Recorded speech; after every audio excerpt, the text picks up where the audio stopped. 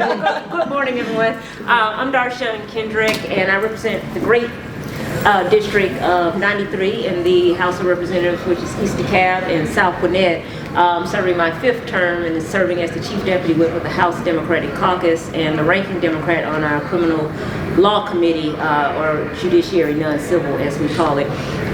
You're going to hear some great information today, I know, but I will tell you that my time serving on the Judiciary Non-Civil Committee really has opened my eyes to the criminal justice system. I don't practice criminal law as an attorney at all, period, so this has been quite an experience. But what I try to do in the Criminal Law Committee particularly is connect criminal justice reform with economic justice, because I do a lot of things around wealth building, particularly in the African American community, and you cannot separate criminal justice reform from economic justice reform. They are tied when you're talking about housing, when you're talking about jobs, when you're talking about building credit, and so those two things go hand in hand. So I have a unique perspective that I try to talk to people on the other side about these bills. We just had budget hearings, and of course, where I did not realize we were the #1 state to do business and for probation. And so that is a big issue for those of you that have ever read the book The Color of Money or Slavery by Another Name. You will notice that probation is, in my opinion, just slavery by a different name. And so I am very, very conscious of the things that we pass down here. But I know you're going to hear from some other great speakers. The young man with the camera has a card that you can get that has my contact information on it. If you ever want to contact me, just make sure you get the card from me and contact me. I would love to hear any of your issues, particularly me and Representative McLaurin serving on the Judiciary Non-Civil Committee. We have hearings that you can view not only online, but that you can come down here and actually participate in. So please don't let this be your last time coming down to testify. Because it's one thing if Representative Kendrick has a problem with a bill, but it is totally different if somebody says, I live in your district and here's my problem. So please come back down, please stay engaged, and thank you for the work that you do for so many Georgians who are victim to our criminal justice system. Thank you so much. Thank you. Representative McLaurin, will you share a few words with us and tell us about the bill we can get behind? Oh yeah, I just got it right in front of me. So I'm Josh McLaurin. I live in Sandy Springs. I represent House District 51, which is parts of Sandy Springs, Roswell, and Johns Creek. Like Representative Kendrick said, we both serve on the Judiciary Non-Civil Committee, which is kind of an interesting place to go. If you're going to do advocacy at the Capitol around these issues, you will inevitably be sitting in on one of these committee meetings, and you will find that it is, a world that is insulated in many ways from the realities of being out at the, rural correctional facilities in Georgia. Some of them private, right? And I had the chance to visit one of those last year for myself and get a sense of what it really feels like. That 70,000 person database of being a certified gang member.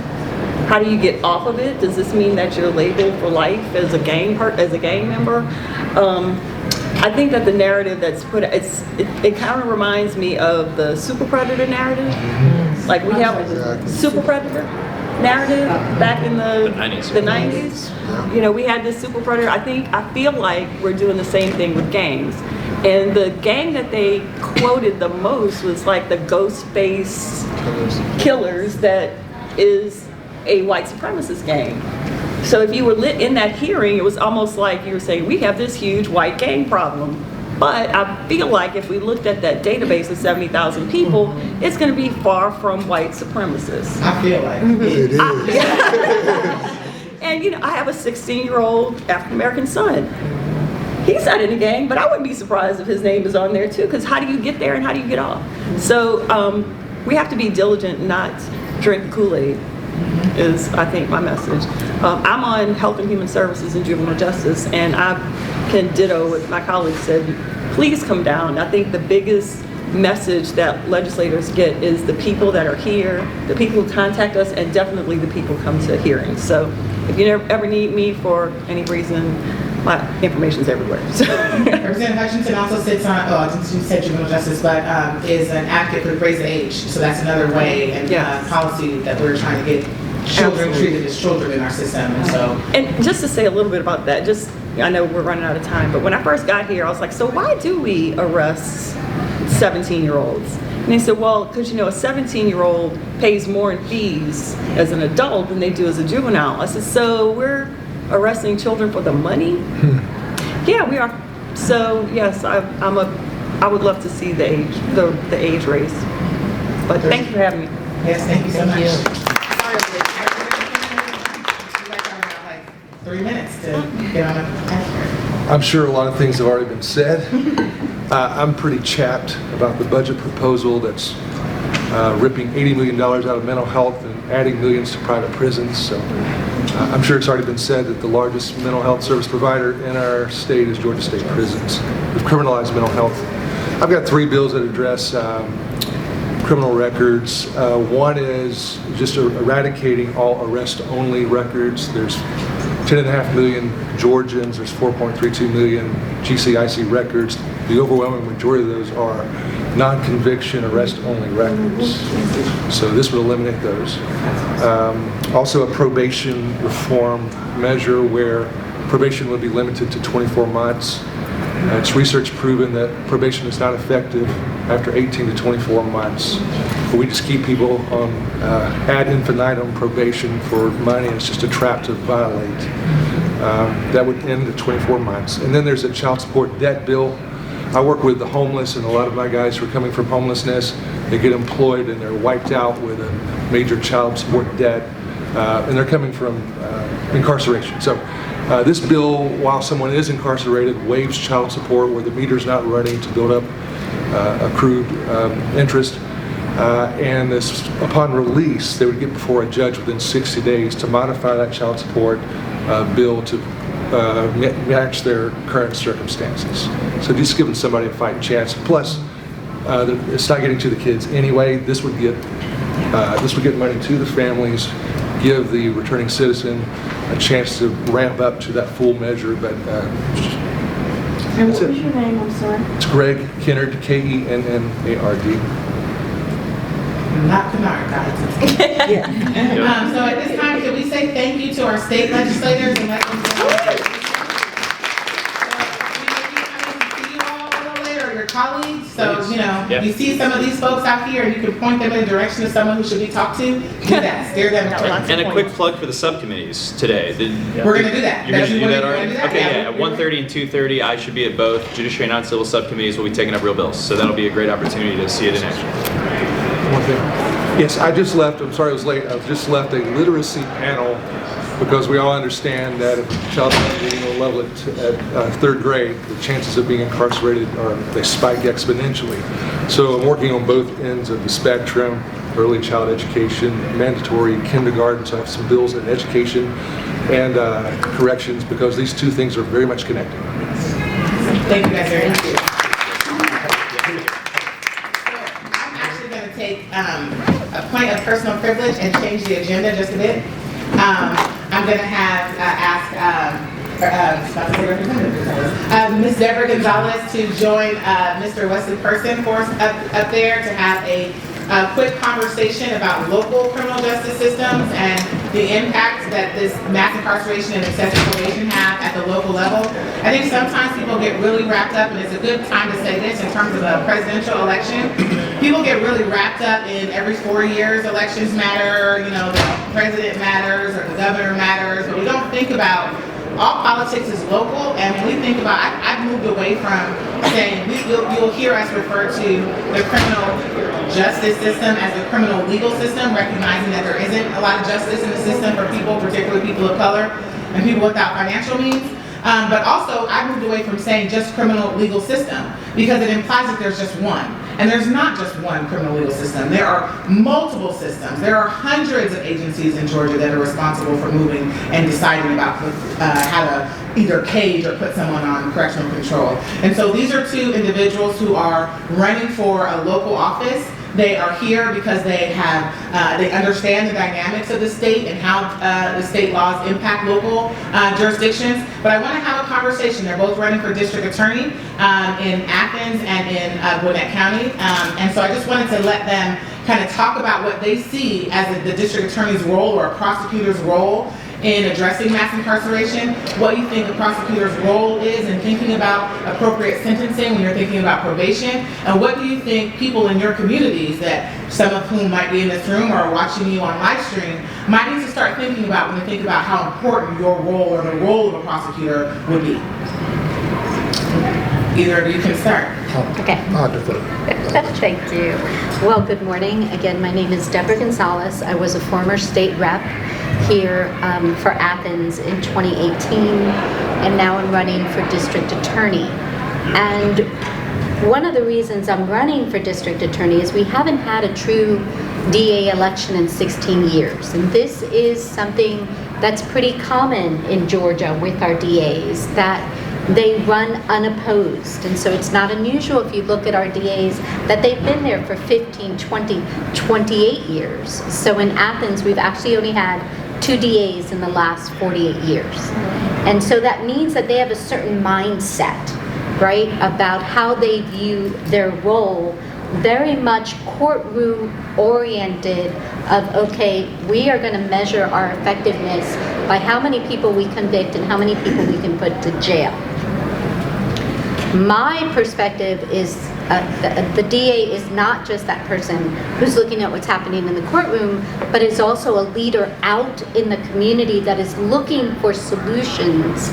Because if we say that we are looking to keep our community safe, what does that mean, right? Because when we say, well, it's about putting them in jail, taking them out of the way, we know that 95% of people who are incarcerated are released. Where are they going to go? They're going to go back to their communities. They're going to go to what they know. Are we preparing better people or better criminals when we come back? And are we preparing the communities? Are we giving the resources to the communities to end that stigma? And these are things that I believe that the DA can have an effect on, depending on, it's our decision. We have a lot of discretion who to charge, what to charge them with, and we have a lot of influence on those sentences. And so if we believe in the DA, and the DA is the head of that office, that the only tool we have is a hammer and it's to put people in jail, then that's all we're going to do.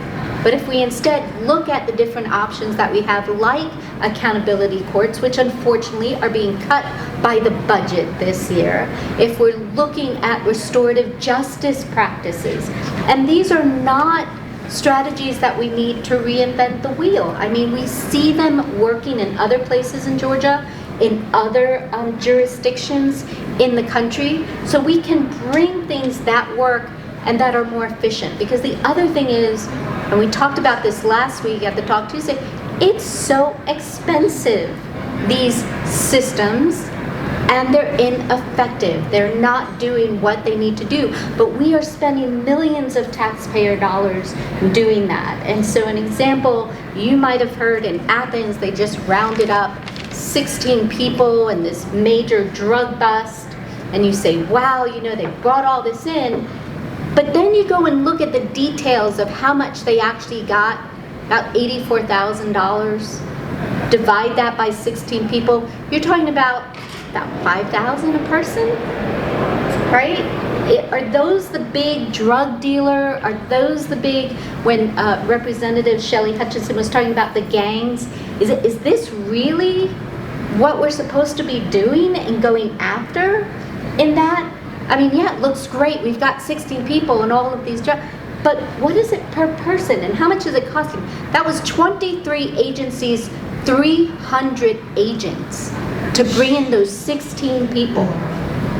Think about that for a minute, what that costs us, and it's not effective. It's not going to take the drugs out of that area.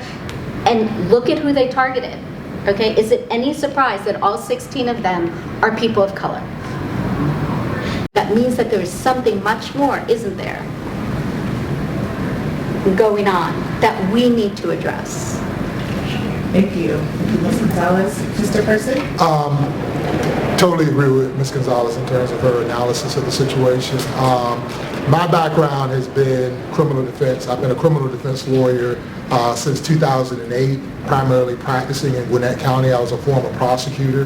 The reason I went into law was the whole issue of justice and fairness. I come from an underserved community, and I saw how, not having good legal representation affected that community, not only just from a criminal justice standpoint, but from an economic standpoint, in terms of people getting the advice and knowledge to structure business and to sort of structure their affairs. So when I got my law degree, I knew I wanted to be someone that provided services to underserved people. So my primary focus has been representing indigent people in Gwinnett County. And in doing that since 2008, what I've seen is a continuing pattern. People coming into the criminal justice system and never having their issues addressed. They were punished, but they were never sort of made whole. And one of the things that frustrates me about the criminal justice system is it's not a justice system, but it's a punishment system. We don't talk about justice. Justice is to make something whole, to mend, to correct. We don't do that. We sentence people to long sentences, and we sort of let them languish, and all they do is learn to be better criminals. I think what Ms. Gonzalez said in terms of preparing the community and preparing people, we don't do that. It's interesting that the federal government has programs to be able to target resources to people who are coming out of jail, to get them some kind of training, to go in their home and sort of train or to sort of educate their family members on what that person is going to be like coming back and what to look for to sort of help them navigate their new life outside of prison. But we don't do that in the state system.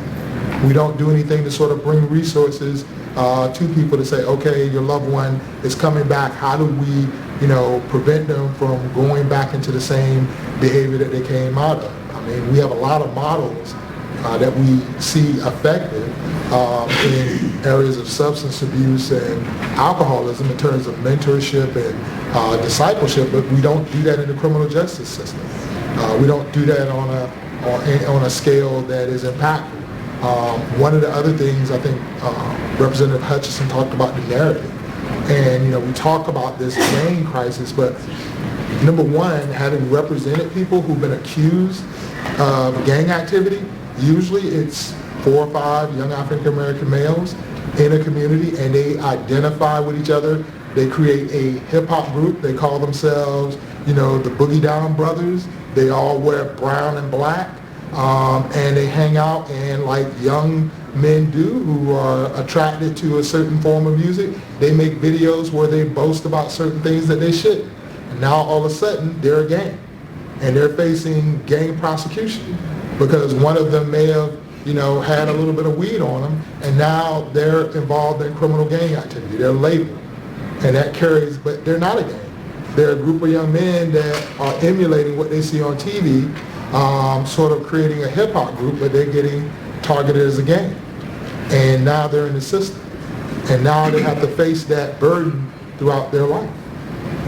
So the way the narrative gets structured a lot of times starts with the DA's office, starts with law enforcement. If you have people that go, wait a minute, we're not going to do that, we're not going to put that out, we're not going to put this information out until we have good information, good evidence to sort of justify these allegations that we're going to try to go forward on. And if we don't, then we won't. So I'm very much into the whole idea that the DA, as Ms. Gonzalez said, is a holistic office, that they can speak to issues. They have a platform to speak to issues that can help solve the problems that we have in this community outside of putting people in prison. One of the things in Gwinnett County that amazes me is a county of 1 million people, is an affluent county. We don't have after-school busing. If you're a young person who wants to get involved in extracurricular activity and you don't have transportation, you can't, because you have to leave when that bus leaves at 3 o'clock or 2 o'clock, unless you're an athlete, and there are very few of those. So you have a lot of kids that are coming home that are, that don't have any structure, don't have any thing to do, and they get involved in stuff that they wouldn't if they had something to occupy their mind. That's an easy fix. That's very cost effective, and it helps reduce any chance of gang activity, and we help, steer kids in a positive direction.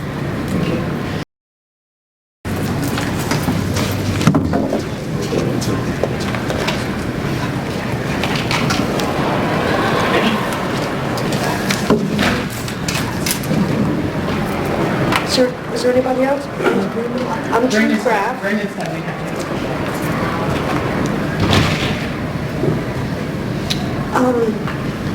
So I just realized that it was 4 years ago today, January 28th, 2016, that I was released from prison. Yeah! After serving 7 years for a nonviolent drug-related first offense. I was 47 years old. Y'all all want to know what I did. Back in 2008, when the market crashed, I was so addicted to cocaine and alcohol and prescription opiates. I burnt my house down to avoid losing it to foreclosure because I had a balloon mortgage. I was just going under. I was drowning. My addiction was absolutely swallowing me. And so I thought, okay, well, I'll just burn my house down and get a lot of insurance money and go to the beach or what. I don't know what I was thinking. It was a very, very stupid thing to do, but I was punished very severely. I was I asked for long-term inpatient drug treatment at my own expense since it was my first offense and I was a middle-aged woman, with 3 children, college degree. I'd just never been in the system.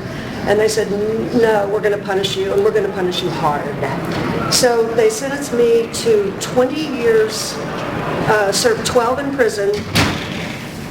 So that's 18, that's 8 on parole. 8 on probation, right? And then they sentenced me another 10 years. I had a small amount of cocaine when I was arrested.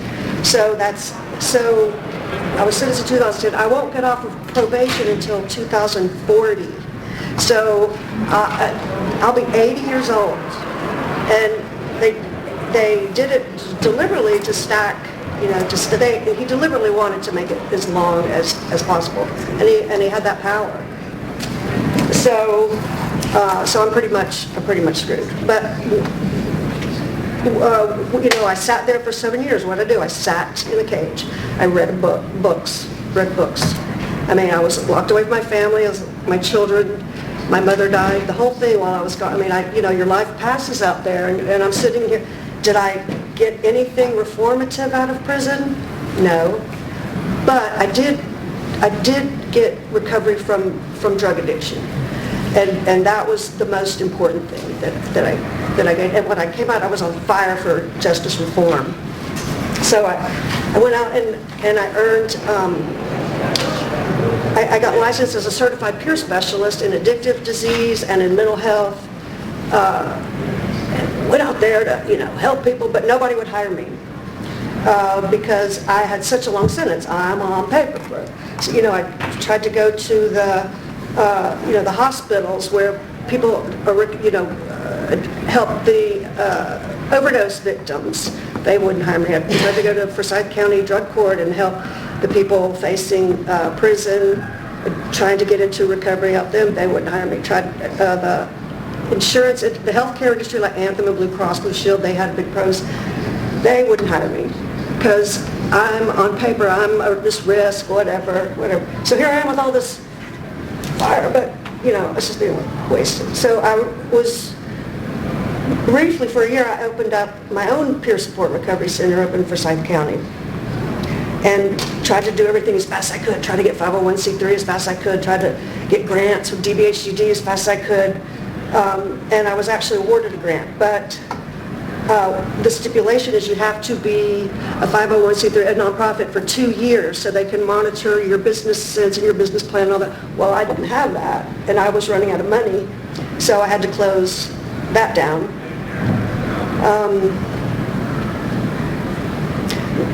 Because of my advocacy in criminal justice reform and with organizations like the National Incarceration Association, I was up here a lot. And at the courthouse a lot. And now I am proud and grateful to say that I am working for Fulton County Superior Court as a peer support specialist. So these guys, they're coming out of Rice Street Jail. They've been in prison. They've just been recycled through the system so many times. They are right off the street, hardcore. And they've got a chance to, if they can get drug treatment, it's mostly crack and heroin, they can get drug treatment and go through this 18 to 24 month program. There's going to be slip-ups, there's going to be sanctions along the way, but if they can make it through, then the drug charges and the charge that they were convicted of because they were on drugs, all that will be wiped from their sentence. So that's huge. So, one more thing, I don't know if I should, just it's part of being on probation for so long. Like if I travel anywhere out of the state, like if I go speak in Oakland or Dallas or whatever, I have to go get permission to a travel permit from my probation officer. I have to pay fines. And in fact, I asked my parole officer, can I, I've got about 8,000 hours of community service that I've done since I've been released from prison.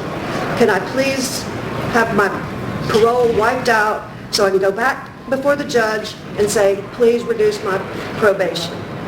She says to me, well, I talked to the parole board, or who, I guess it was, well, if you'll pay $10,000, then in a year, they'll consider wiping off your parole. I was like, it's all about money. It's all about money.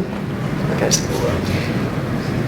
So that's me. Can you talk really quickly about your advocacy for voting rights?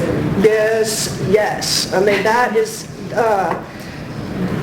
being a convicted felon, so I can't, but I'm very, very politically active. And so that's so frustrating not being able to vote for the people that would make the change to change the system from what it is now. So I've spoken to senators trying to get that changed. I support candidates and try to get my friends to vote and try to get people to vote who are in jail and haven't been convicted yet because they don't know that they can't vote. Most of them don't know that. They just assume since they're in a cage that they can't vote, but they absolutely still do have that right. Thanks. So I'm Brendan Spar. I've been released for almost 2 years now and have, I can give you a brief history of why I was in prison in the first place. I pled guilty to a crime back in 2014 now and was given 10 years of probation. That was my sentence, 10 years of probation. I was also given about 6 months in a probation detention center as kind of my punishment. So once I was released from the probation detention center, I went on and started serving my probation. And I thought, how difficult could this be? I'm a law-abiding citizen. I got in trouble with the law, but I'm a college-educated guy. I can toe the line, and I'll be good. So I was on probation for 1 year, and my probation officer saw something that she thought was a violation of my probation. Whenever you're on probation, you get probably 25 or 30 things that you can't do.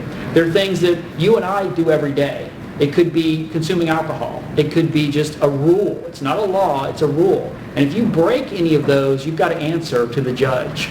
So she caught me on a technical violation of my probation, the laundry list of things that I couldn't do, and hauled me back in before the judge.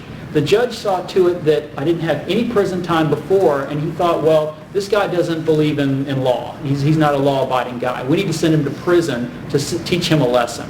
So I got 2 years in prison on a technical violation of my probation. And that's important to remember when people are on excessive probation. That's always a fear in the back of your mind, that when is the shoe going to drop? That I've got this laundry list of things. One of them is do not associate with irreputable people. I do that every day. According to the eyes of the law, I'm around people that have felony convictions every single day. So is that a violation of my probation? I've been talked to by my probation officer. Truth mentioned about traveling. My probation officer said, why are you wanting to go to Washington, D.C.? I've been invited to attend the Second Chance Gala for Prison Fellowship Ministries in March. And I asked for permission, and she says, well, tell me what that's all about. Is this a protest? Are you going up there to protest in D.C.? And she said, well, we got to talk to the chief about that and make sure that you're everybody's cool with you going to something like this. This is the things that we on probation have to face every day. It's like being a child again with a parent. You've got to ask permission to go out at night. And some people do. They've got curfews. Hall County is famous for having a blanket curfew on people on probation. I think it's 6 p.m. You've got to be indoors in Hall County by 6 p.m. if you're on probation. So they've got some serious things going on county by county. There's no standard, and we are always living in fear. So just like Truth, I served my 2 years in prison and came back out on probation again. And it actually, the judge did me a favor because it did ignite that fire. I didn't have the fire just being on straight probation. But as soon as they messed with my freedom, I woke up. I said, you know what, this isn't going to be just towing the line anymore and staying under the radar, because that doesn't work. That doesn't work at all. I tried to stay under the radar and not show up on anybody, just do my own thing, stay away from everywhere, just stay in my house, and that didn't work. So now it ignited the fire and ignited the passion. And I think that's what you see in a lot of people coming out of jail and prison that are on probation. They either get defeated and figure there's no way, that this is just impossible, or they get the spark, like Truth and I. And you're going to see that a lot of people, if you talk to them on probation. They're either in desperation or they're mad as hell and they want to change this. And I think Truth and I are mad as hell and want to change this. Anybody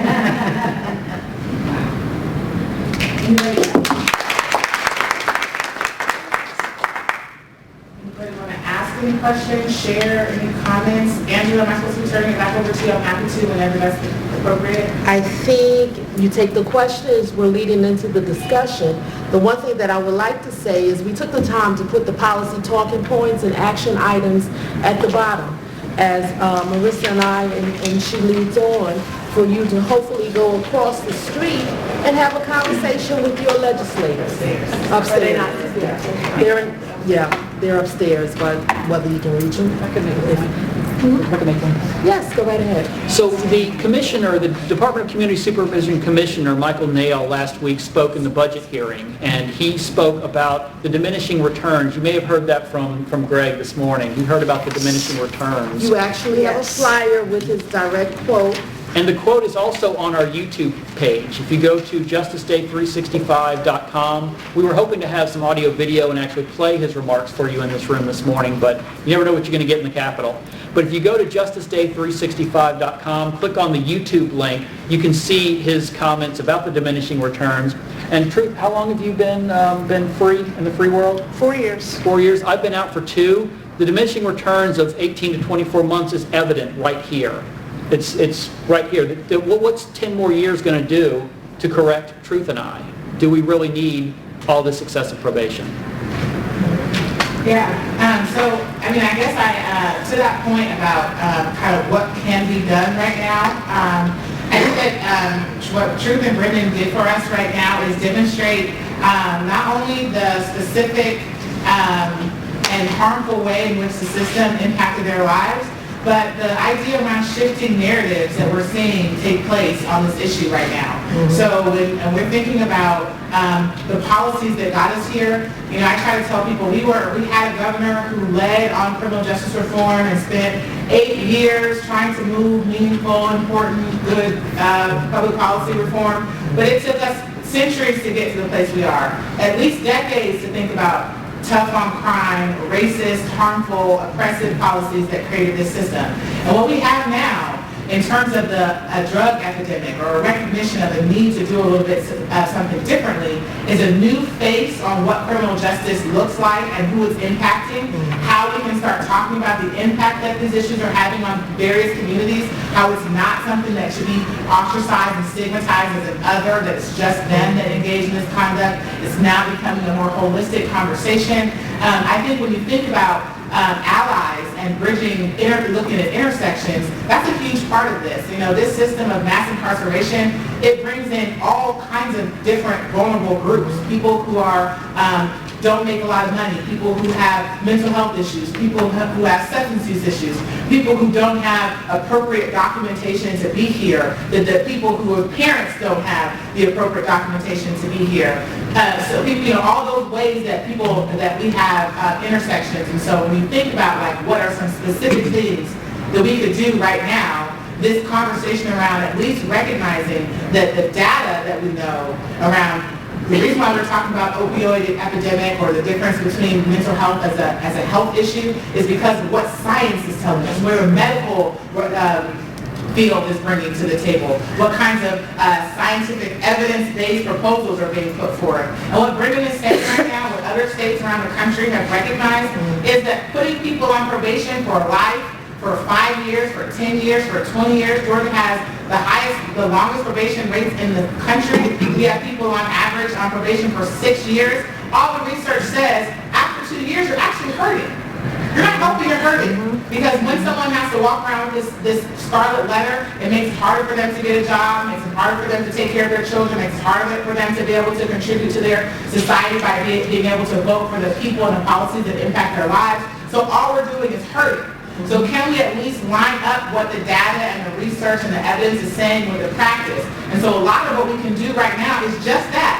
Capping probation isn't going to compromise public safety because it actually hurts public safety to keep people on probation longer. We have the commissioner saying that. That's a talking point. The head of a state agency in Georgia is telling lawmakers in chamber, hey guys, you know what you can do to help? You can cut probation sentences so we don't have to supervise people that actually it's not meaningful to supervise.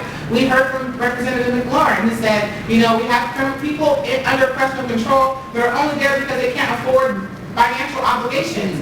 Why would you put people under personal control, waste resources in the criminal legal system, supervising people in this oppressive practice because they don't have money? We think they're going to get money. That's going to help them find ways to get access to money.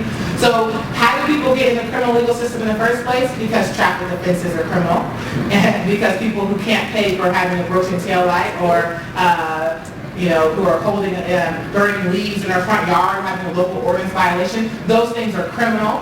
And when you can't afford, you get in the system. So one other policy is decriminalizing low things that shouldn't be criminal in the first place, looking at our criminal code and figuring out how to get people out of that, ending pay-only probation so that people aren't being under correctional control because they don't have money, thinking about like the idea around how you use risk assessments is another evidentiary kind of tool that's being used right now to decide whether or not someone should be released and under the conditions in which they should be released.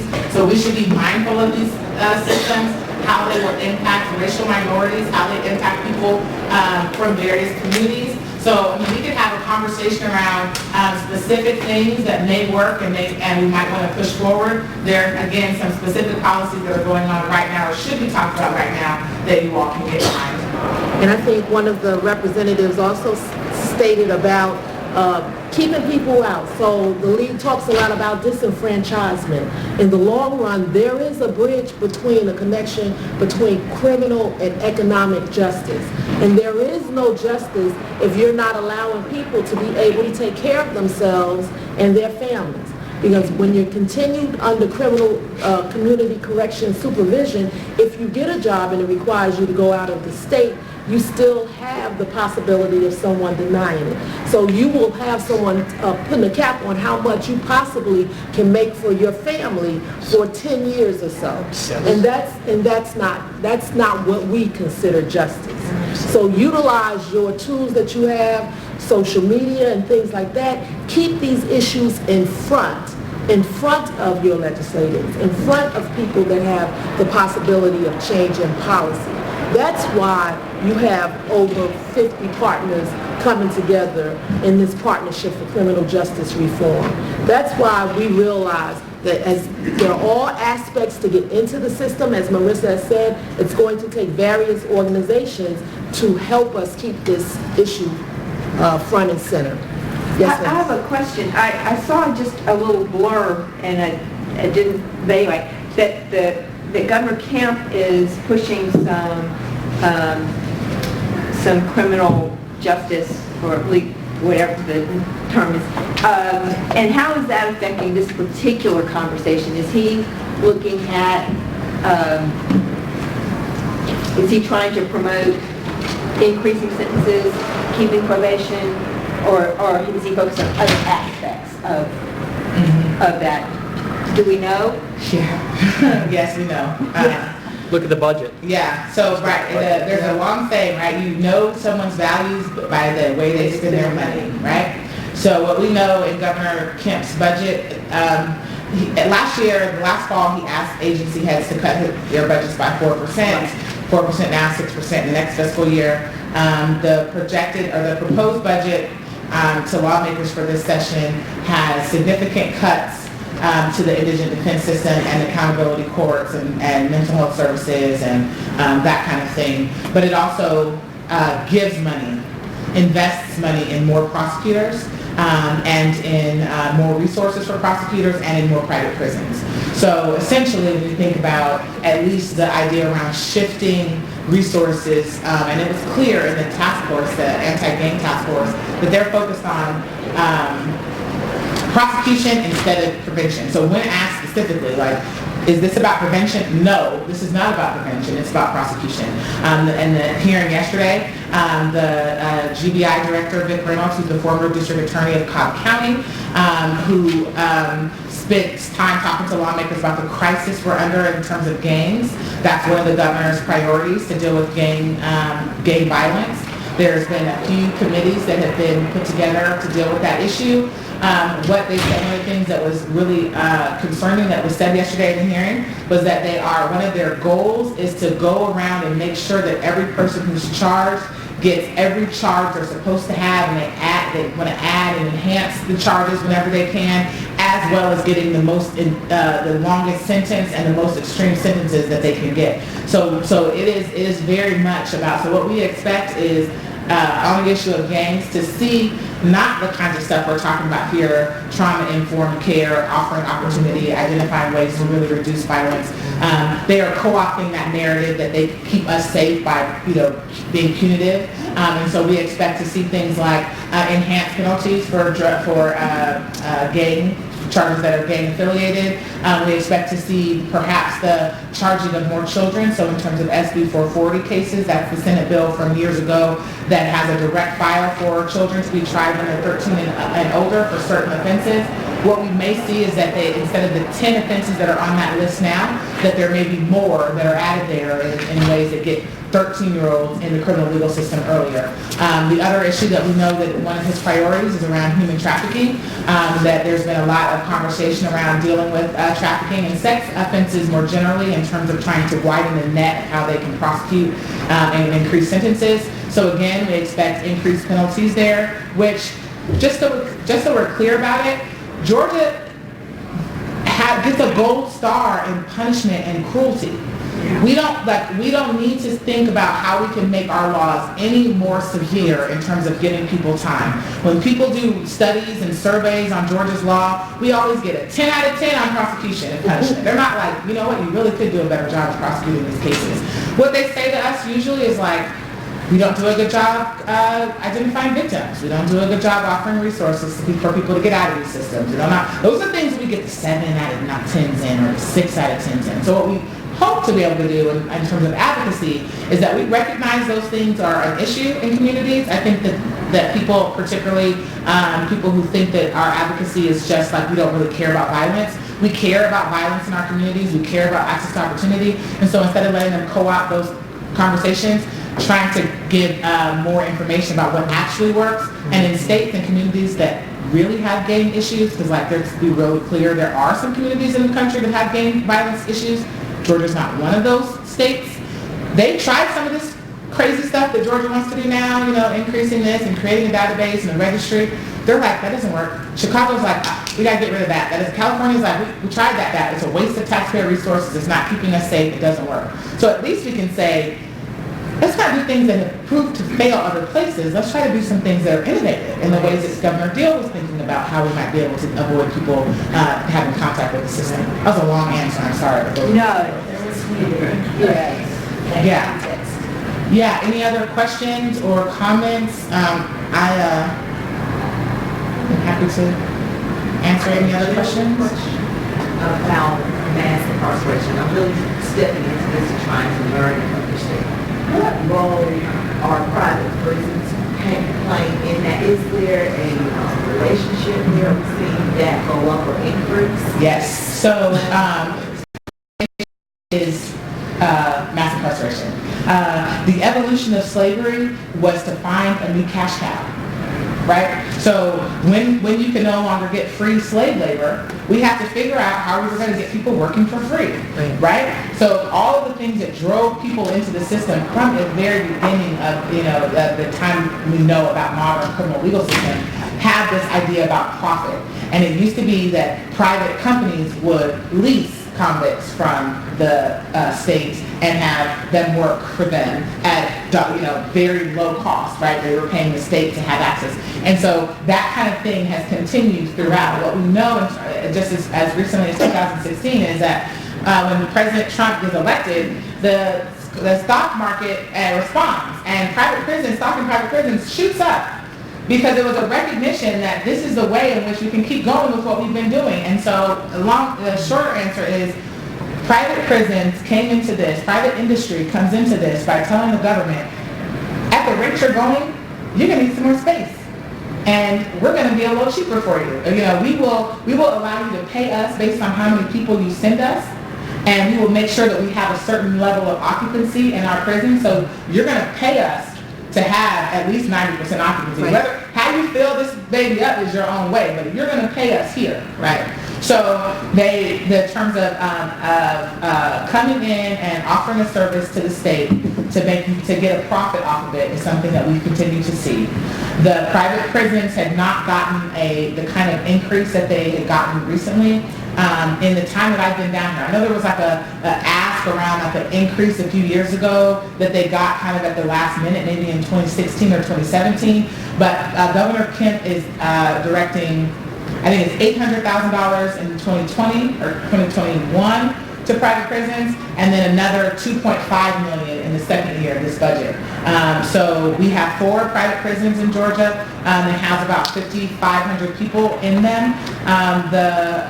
They hold themselves out as like, we are better than the state facilities, but there's an audit that said they cost more to have private prisons than state facilities. And I just would like to say that anytime money is a conversation around people in the criminal legal system, we should see that as a problem. That if you are banking on the necessity of having people in the criminal legal system for you to make your buck, then there's a problem there. I think though that instead of, there's a way that we might advocate around privatization that is beneficial to us, so I want to explore this with you all today. So I don't think we can get rid of private companies and the people being able to say we can do this better. I mean, that's kind of capitalism at its best, right? Like letting somebody demonstrate their ability to do it better, or what that is. Capitalism is always, capitalism at its worst. Thank you. But when you think about how the state can regulate the industry, we could say, you can come in here and do this, but you can only do it if. And I think we should offer some clear regulation on the industry that means if you can still make a buck when we tell you to jump through these 19 hoops, good for you. And these hoops are what does your graduation rate look like for access, or for GED and high school diploma? What kinds of job readiness skill training are you getting? How often are people actually landing stable employment that's long term? Can you think about your recidivism rate? Is your recidivism rate better than ours? Are you able to offer mental health treatment services and behavioral health services better than we are? If you're able to, come in here and do it. So I think that we should, instead of doing, I know there's some efforts to end the privatization of prisons, and I think that there's all kinds of conversations around profit and what that means. But I think that Florida has an act that regulates private prisons. So we could think about if we need to have them, what would we feel comfortable with them having? If you have, in order to be a private prison in Georgia, you have to do all of these things to do right by the people that you're serving. Yes. So I've had some experience in going to a legislative hearing.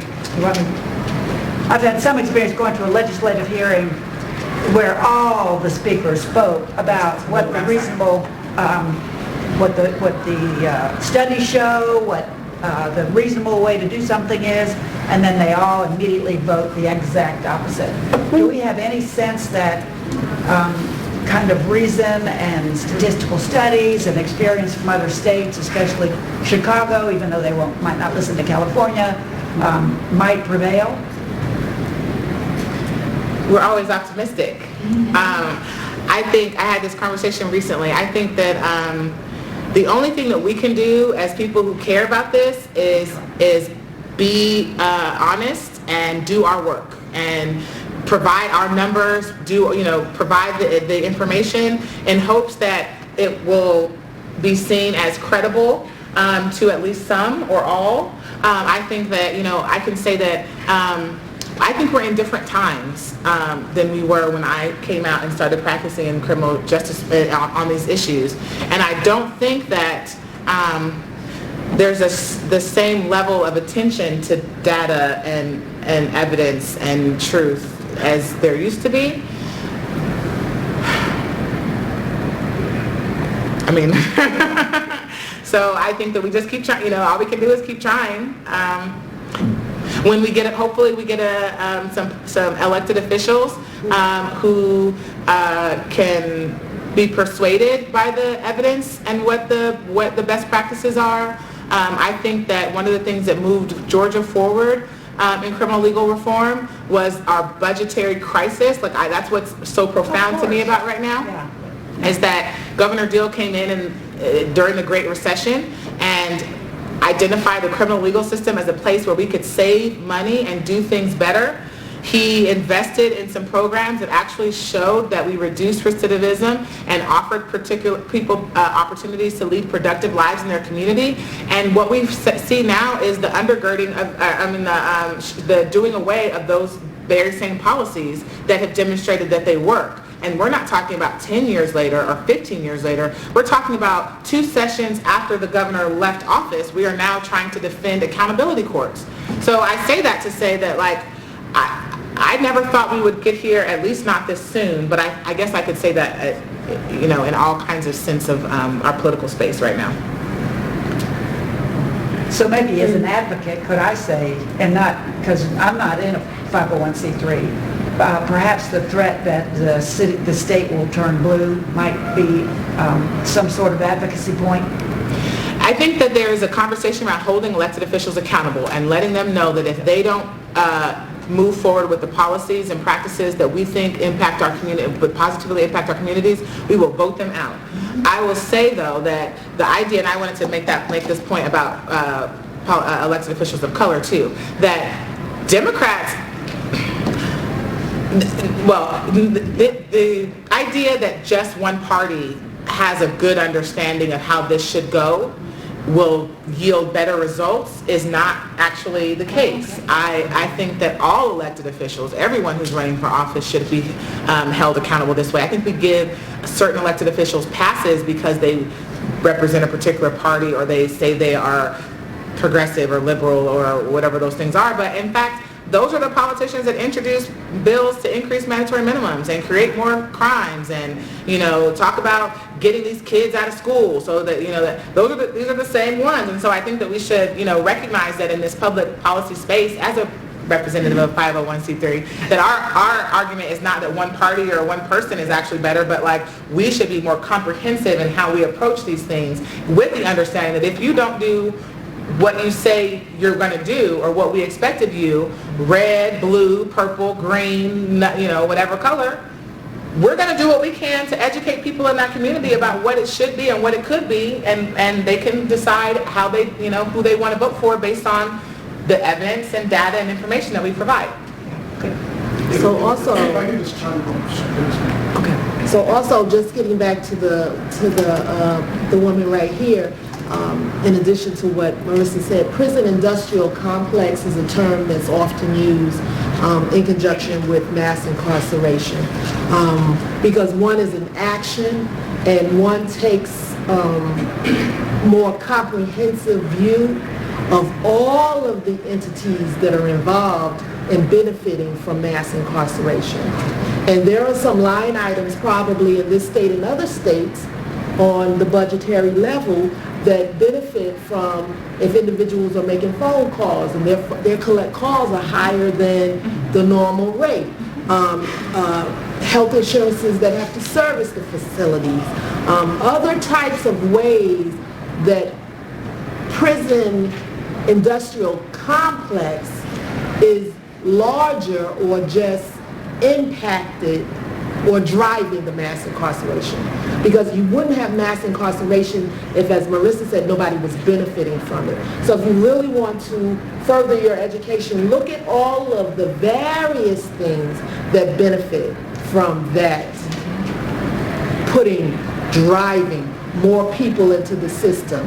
Look at what happens on the reverse end when you educate, when you train people to actually have jobs in higher demand industries, when they can take care of themselves. That's why I say I like the term prison industrial complex, because then I'm looking at a larger landscape, and you can have a more comprehensive conversation with your representative. What's the name of that website that you can go to, that you can look up companies that are invested in and participating in the prison industrial complex? I have my phone now, but there is a website that lists out the companies that are involved, and you would be shocked to know your 401. They'll let you know if your 401k pension, your pension is involved. I can't. That's right. I don't remember the website, but you can.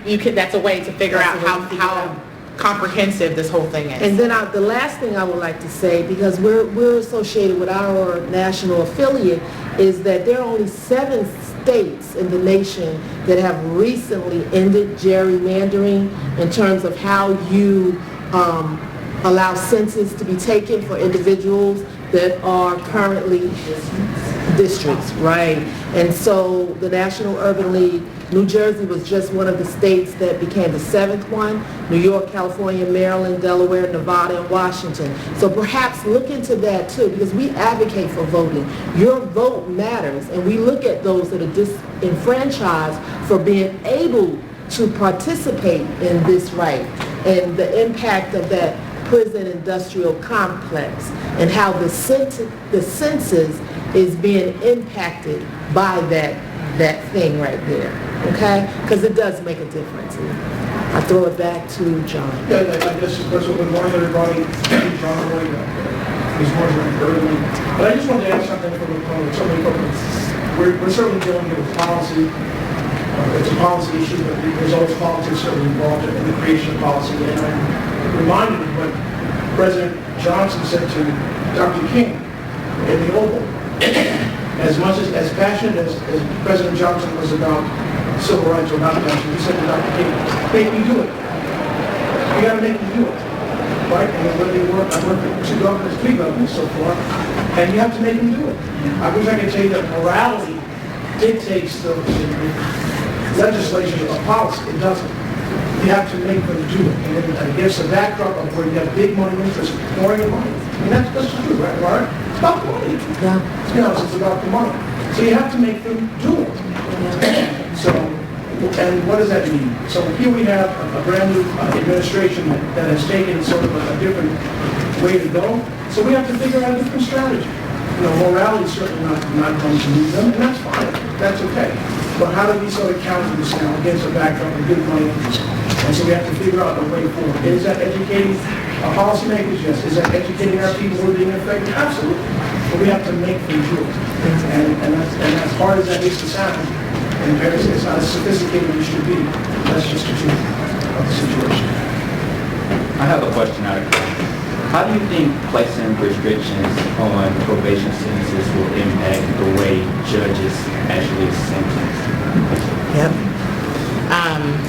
So that's the reason for it, right? It would say that judges it's the same way as our prison sentences that we have now. So probation is just a probated prison sentence. It's essentially saying that instead of going into prison, we will allow you to be in the community. And so when you say that you could have a prison sentence of 15 years, I guess your question is, would they lengthen the prison sentence because they recognize that on the back end you have only 5 years of probation? Is that what you're getting at? 2-year cap.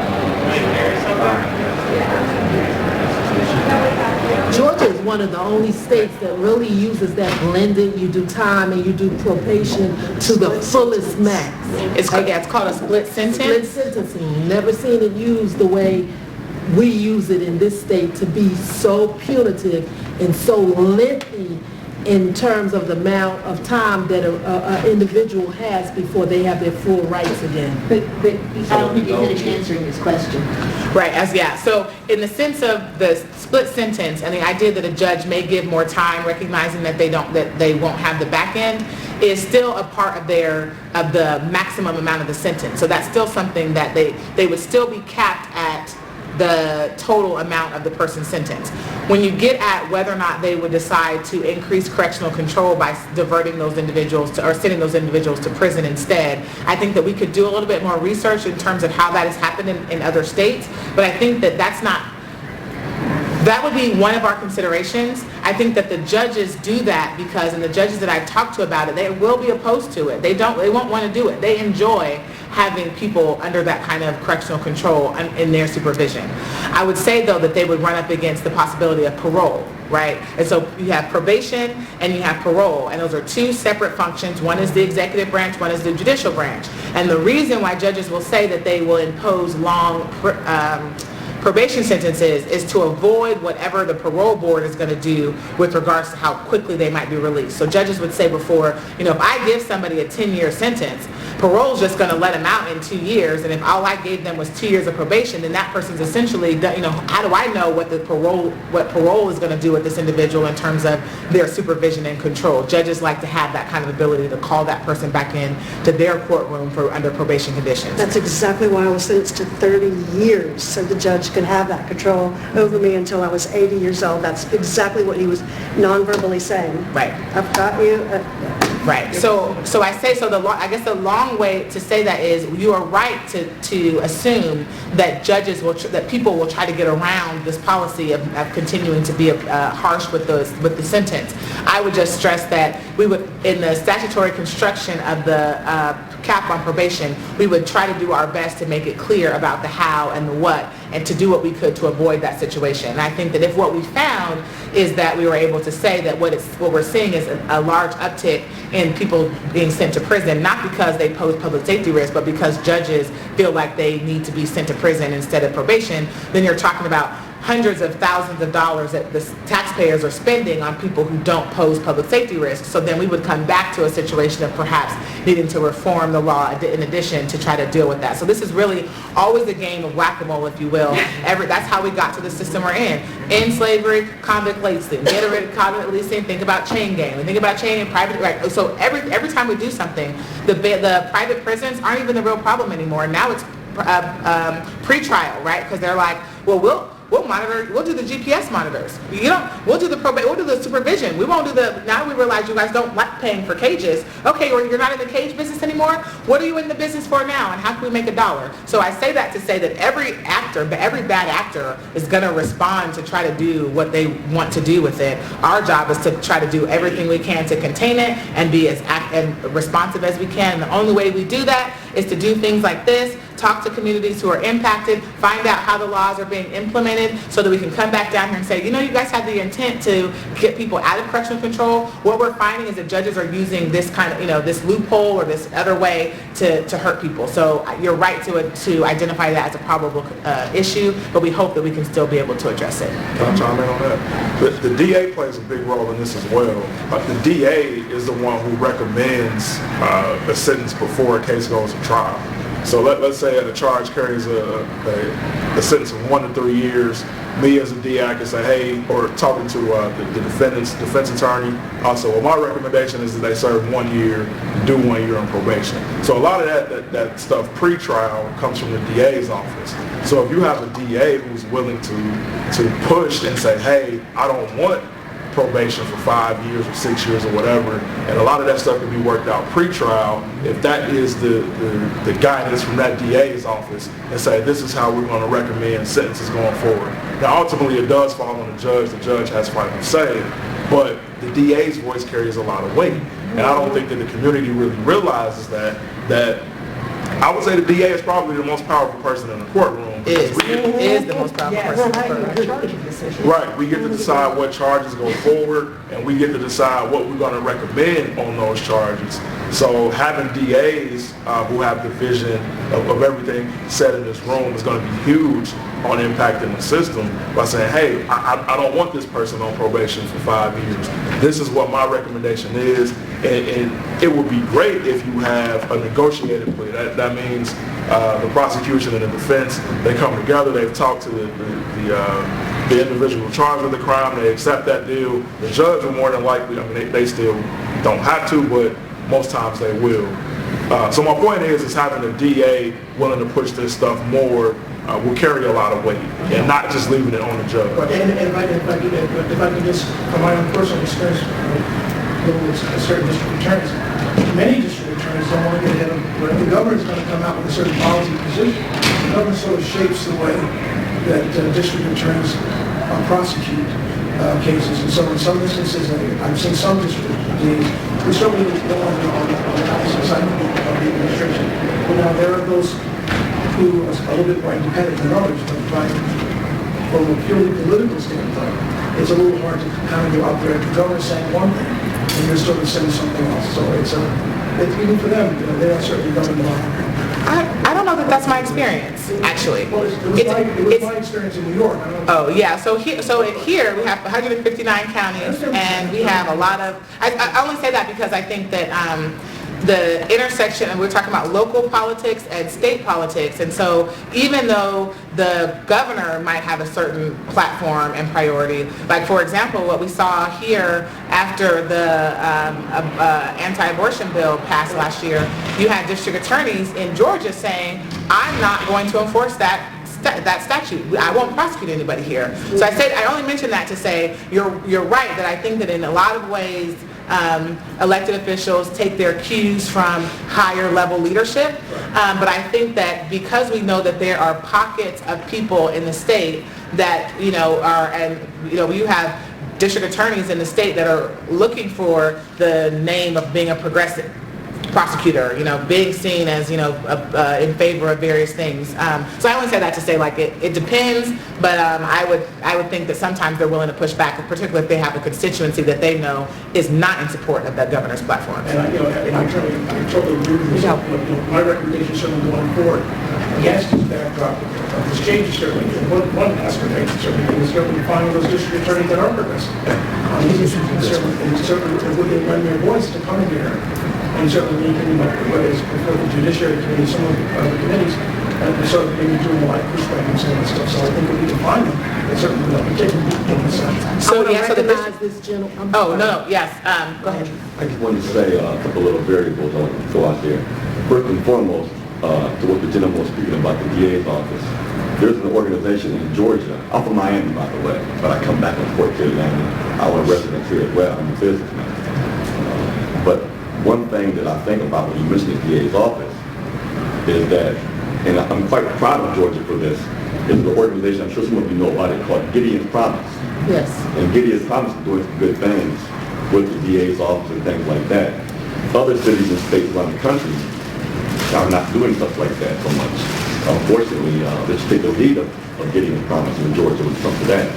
Now to go back to something else that you talked about, risk visiting. When you talk about elected officials, I make no qualms about saying this. I have very little respect for elected officials, most of them. And I say that because I formerly served as senior legislative aide and a protege to a woman who was probably one of the most, not one of the, she was the most powerful woman at one point in time in the state of Florida when it comes to government politics. So I learned a great difference in this woman. She was in Florida, she was to us. She had the equivalent of what Dr. King or Coretta Scott King was to Georgians. That's what she was in Florida. And so, make a long story short, this woman truly changed my life with some of her thinking and some of her policies and things like that she implemented. And I was right there with her in front seat, going to these important meetings. I mean, with some of the most amazing people you can ever meet in your life. So what happened was, when you talk about criminal justice reform,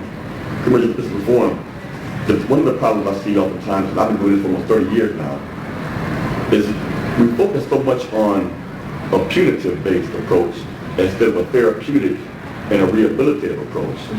We got to get to that right there and let people know, hey, it's not about punitive. We can't penalize people to death, man. You know, you talk about, well, let's make these laws more harsher. Let's make them more longer. Let's do this, do that. Let's create more jails, prisons. Let's do all the other crazy stuff. That's not solving anything. Most crimes, over 90% of crimes are economic related. I don't care if you go to the average person who's a bank robber, a dope boy on the corner block, you go to whatever, you sit them down. I work with ex-offenders.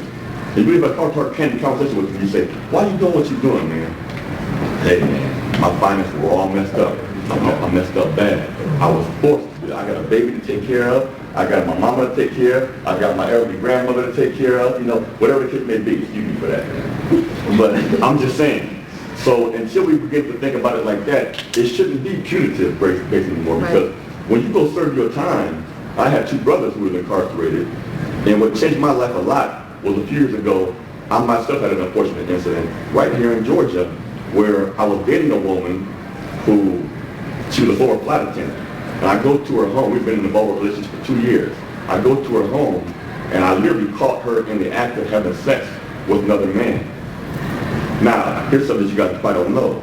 In the state of Georgia, and did you know that most people can go downtown? If I got an issue with you, because you're my neighbor, you playing your music too loud, I can overstep going to the police department and go straight to the courthouse and file paperwork, restraining order, you got to come to court. And I can make these outlandish allegations against you, but you got to come to court and defend yourself, you know? So she got upset because I cut her off. I wouldn't communicate with this woman. And what she did, she went downtown to Fulton County. Now keep in mind, I'm living in Florida, but I'm coming back and forth for business all the time, once every 2 or 3 months. She goes downtown and files paperwork on me against my knowledge. And I'm driving to Atlanta one day, and I get pulled over at night by police officers. He said, you got an outstanding warrant, sir, on your warrant. Man, I got a federal government security clearance. I ain't got no warrant on me. He said, oh, yes, you do. What happened, long story short, I had to go to court.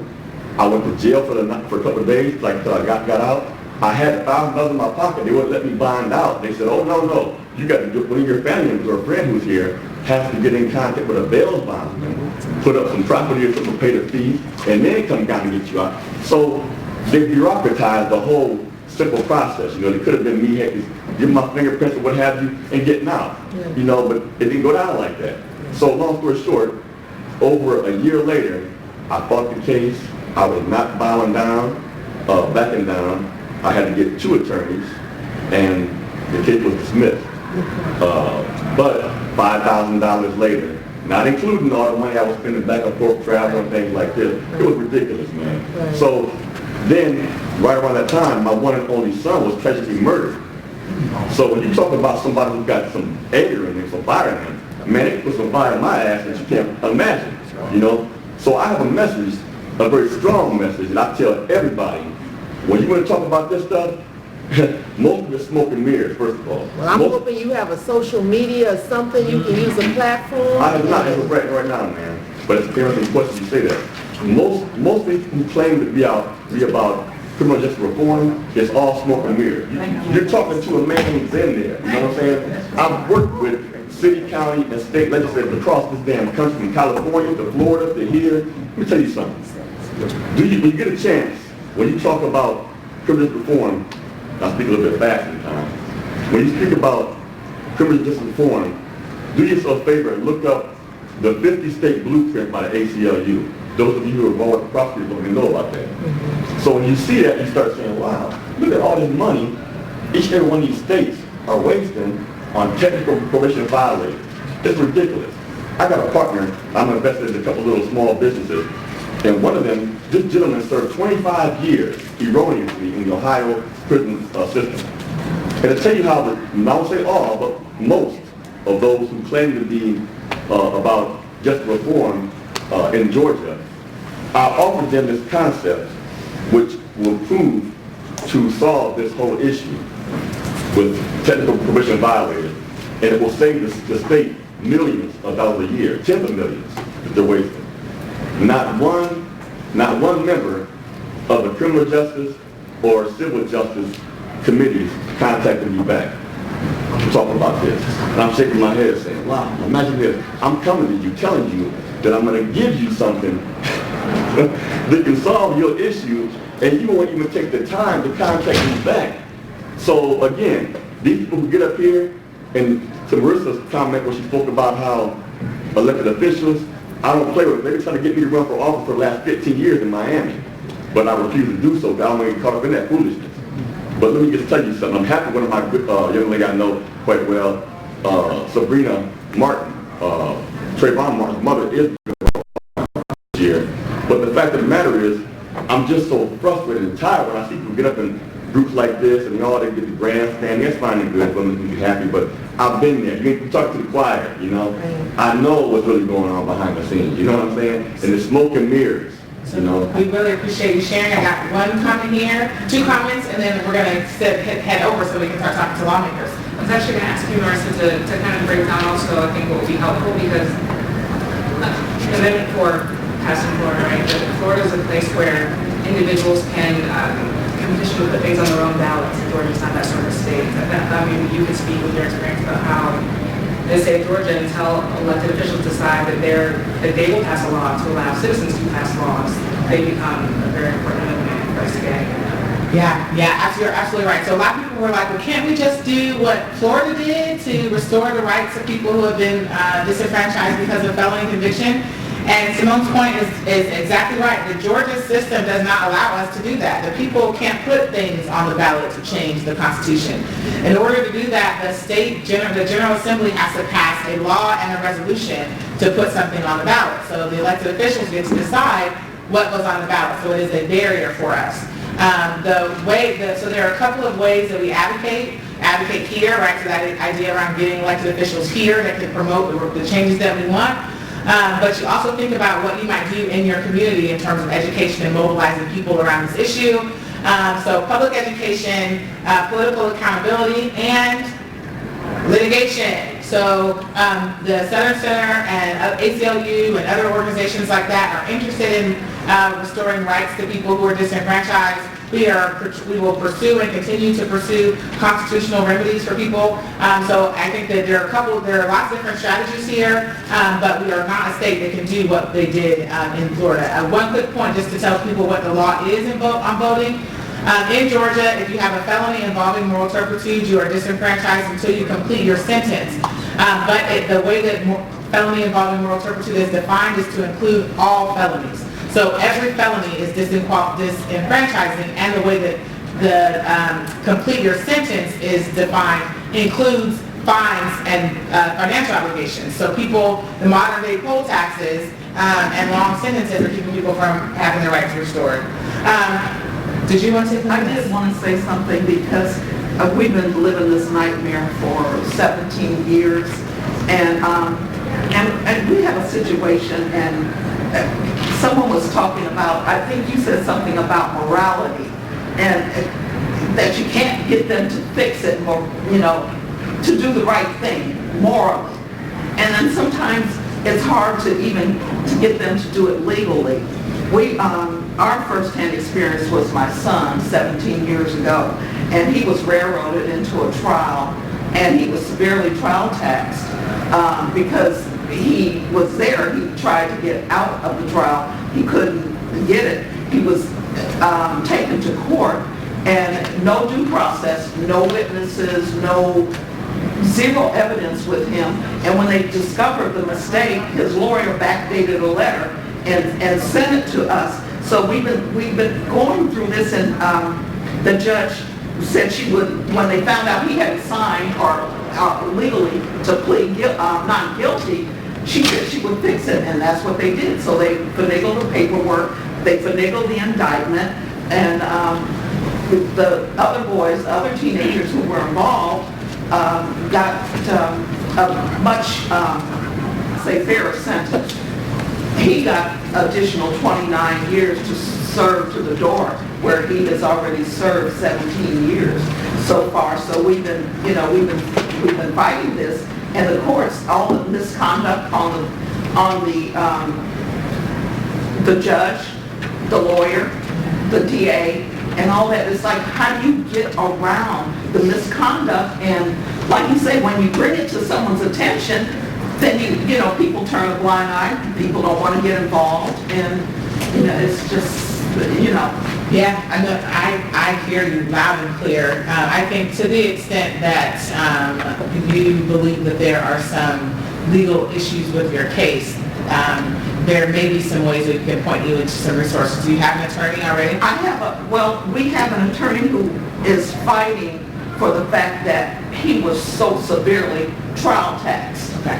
That's his posture. So for those of you all who don't know what trial tax is basically if you don't take the plea, then you are subject to the hammer. So it's like, we know we say you have a constitutional right to a trial, but if you decide to go and the judge and say the prosecutor says, if you take this deal, I'll give you 10.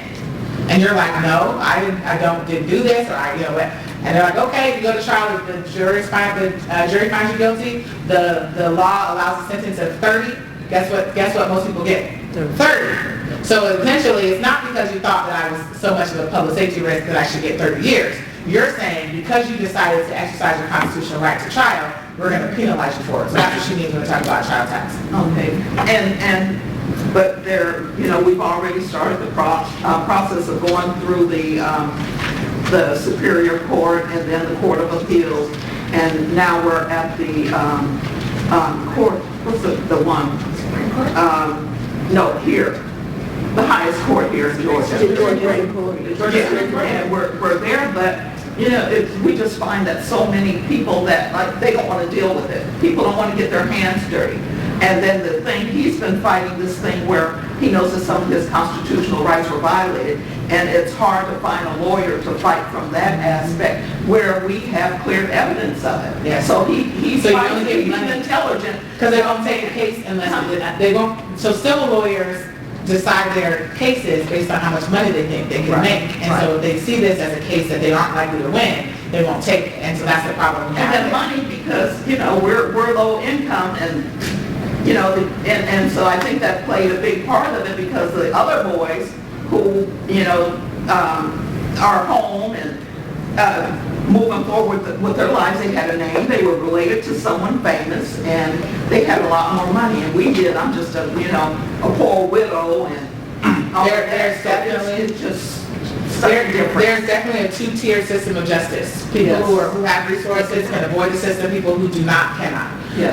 While we have a few more minutes, I thank you for sharing your story. I don't want to cut you off. I just want to move through the agenda so you all have some time to talk to people before they leave. You haven't already picked up these materials here. What you have is what we have here is a list of the who's who, which legislators or people who would be interested in or hearing about criminal justice reform at the Capitol. So you have the public safety committees, the judiciary committees, the health and human services committees. Those committees that would touch our work are listed here. You have their names, their email addresses, their phone numbers, and their office location. Oh, you have your political party too. Let's show up. So this we hope you all will use as what we will be doing throughout the session is sending out like calls to action. What you can do is contact this particular committee. This bill is up today. Tell them that, you know, that this would hurt communities who are impacted by incarceration, that kind of thing. So use this and keep this as a resource. The other thing that we have here is some lobby tips, and we just want to help people who aren't used to coming down here. It can be a little intimidating. I've been down here 10 years. It still makes me a little nervous every time I have to talk to somebody I don't want to talk to, and I know that they don't want to hear from me. So this is just a quick guide to think through some things about how you might get ready. We have the do's and the don'ts. Do prepare. Do highlight your experience.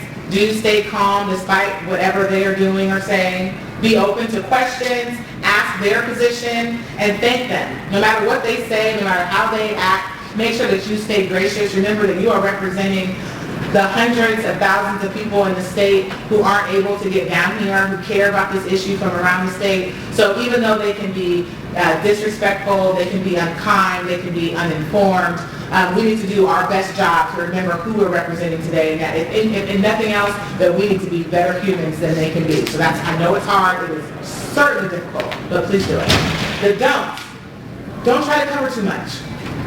Recognize that these are people who have a quick amount of time. They only have 2-5 minutes to talk to you, so you can't start talking about slavery and like the, the 13th Amendment, and you know about it. Don't do that, right? What is the thing you want them to think about today? I want you to think about why our probation sentences are as long as they are. We need to be thinking about shortening the probation sentences and making sure that people can get back to their communities and be able to use their voice. Something that quick. We need to make sure that people aren't on probation because they can't pay money. This pay-only probation thing is ridiculous, and I want to see lawmakers get rid of it. You need to come up with whatever your thing is, tie that to your experience. I'm someone who's been impacted. I'm still on probation. I have an uncle who's been on probation. However you're connected to, I'm a taxpayer. We're wasting taxpayer resources on these things. Whatever your kind of connection to this work is, don't forget to do it. Don't avoid lawmakers you think. So the Republicans here, put them in order. Put them there that way because it's in order of power and prominence. So the top of the list are people that probably have more power on that committee. Don't be scared to talk to them. They should hear from us too. They probably don't agree, but so what? The more often they hear from us, the better. Don't confront, threaten, or beg. If they were walking away, let them go. Don't tell them we're going to vote you out of office. We'll just get rid of you. Don't say things like that and down here, because that's all it's going to do is drive them further into their corners. It's only going to make them think a certain way about the people who are down here. We can know that, right? We can say, we will find ways to hold everyone down here politically accountable. We don't have to tell them we're going to get you out of office. That actually doesn't help us. Please don't say that. Don't beg. Please. If you got care, and it actually does not help us. Don't be dishonest. Don't get wrapped up and I just got to tell a great story, so let me just try to get out whatever I think they want to hear. That hurts us so badly, and it hurts us long term because they don't believe us. They don't believe us as credible sources. If you don't know the answer, if they ask you, well, how is this bill going to impact this other issue? Well, what will it cost if? Well, what's going to happen in my county? Say, I really don't know. I'm happy to go and ask somebody. I'm down here with some other advocates. We'll get back to you on that question. Come find one of us. Say, so-and-so asked me a really weird question about such and such. I don't know how to answer it. So we can get back to them. Just don't try to get there and think you're selling it. You got to sell it right now. Say, I don't know. What you don't know is fine, and I'm telling you, you'll get back to them. Don't be offended if they won't come out and speak to you. This is a busy day. They are in there doing business. Sometimes they're voting. They have other things on the agenda. There's hearings they're getting ready for. If they won't talk to you, write them a little note on the paper here. Tell them if you're a constituent, tell them you're a constituent. Came here to see you to talk about probation. Here's my telephone number. Here's my email address. Follow up to it with a call to their office and say, I came by, wanted to spend some time with you. Maybe you can get a meeting in their office and when they're not in session. So stay on them. Don't just walk away or be disappointed in that way. Anybody have any questions about the process of going up and talking to lawmakers? Yes. Well, so my personal representatives tend to be pretty progressive, and so how much credibility do I have if I go to the chairman of the Judiciary Non-Civil and say, hey, as much credibility as everybody else? Even though they're not my representative? So the idea that legislators feel much more obligated to be kind and responsive to people who can vote for them. So in terms of if you mark constituent, I think they actually have the ability to tell them that they're a constituent. It raises their profile for them. Right. Everyone else, including, puts you on the level of everybody else who's not a constituent.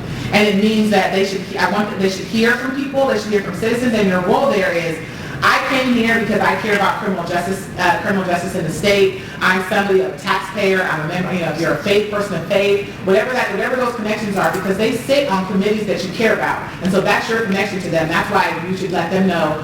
I know you're a member or the chairman of this committee. I know that you all will be hearing criminal justice issues. I want you to know how I feel and how members of my family and community feel about these issues. They may still not come out, but you still have as much prominence with them, if you will, as anybody else who's not a constituent.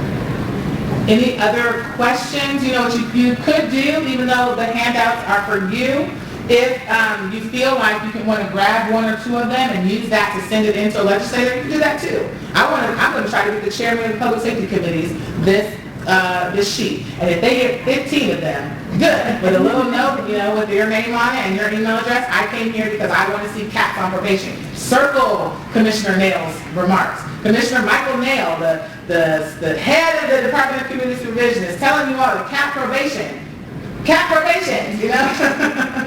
So they're in session and then you send a note in. request to speak to me? Yes, good point. So on both sides of upstairs, you're going to have the House side and the Senate side. There are pieces of paper that you fill out. You're going to put the senator or the representative's name on it, your name, who you're affiliated with, and what you want to talk about. You're going to give that to one of the clerks at the desk. They're going to send a page into the chamber. The page is going to give the elementary school student, they're going to give the lawmaker your note, and they'll come back and find you and tell you. They said they're coming out. They said they won't come out. They said they can't come out. You know, they'll tell you where to stand. You know, and then you look on your phone. It could be helpful to look on your phone for the picture of the person that you're trying to pull out. So I want to talk to the chairman, or I want to talk to my rep. Just Google them real quick, see who they are, so that when they come out, you know them, because they certainly won't know you. And they'll come out and say, Angela, they'll go to the paper, Angela, look, right, find them, because they may not stay out that long. Marissa, can I give a plug for the committee meetings? I was going to do that, but yes, please go for it. Sure. So as you heard this morning earlier, there are two judicial non-civil committee meetings, subcommittee meetings this afternoon, one at 1:30 and one at 2:30. They're here in this building. I only know about the one at 2:30. It's in Cap 132 in this building, because there is a bill that they're going to be discussing on excessive probation. So it's what we're all here today for. It's House Bill 720.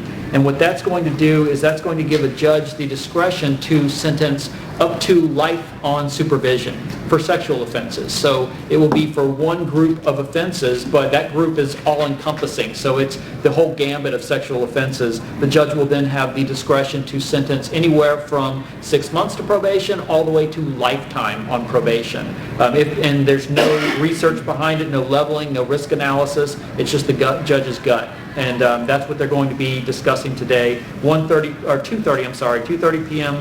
here at Cap 132 in this building.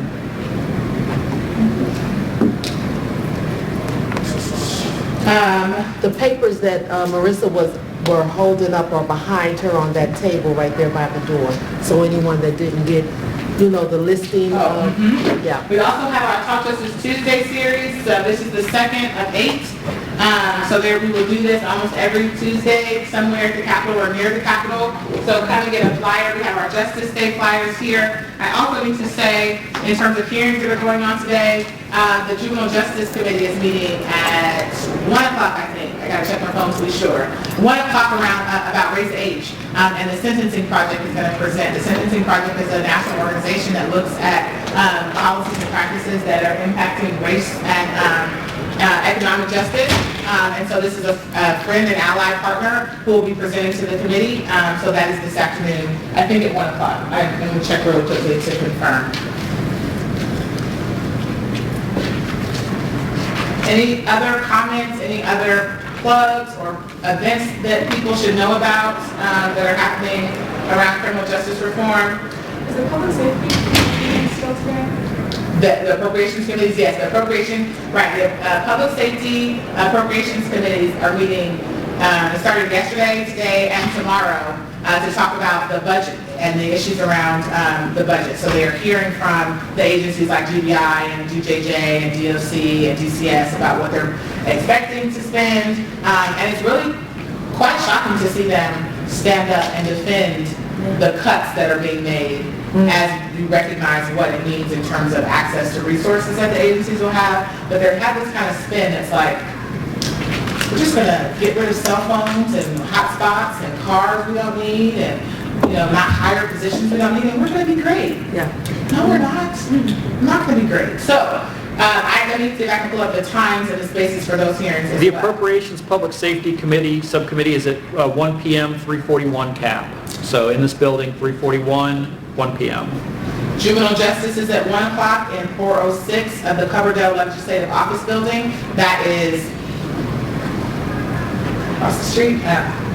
I don't know. It's across the street. I mean, I'm kind of turned around the building, but it is directly across the street on the fourth floor. And again, that's the Raise the Age meeting. And the Raise the Age is, again, really quickly, treating 17-year-olds like children in the juvenile justice system, not charging 17-year-olds with things like shoplifting and drug possession, and giving them adult criminal record and sending them into the adult system. So that's at 1 o'clock today. The hearing that Brendan mentioned in juvenile justice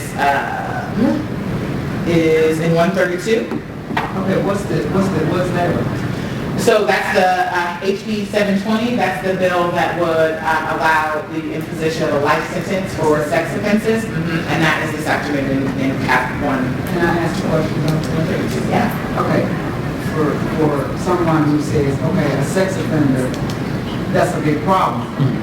Okay, so why would I care if they got a sentence of life on probation? I mean, you have to explain that to me. Sure. We can go on to another meeting.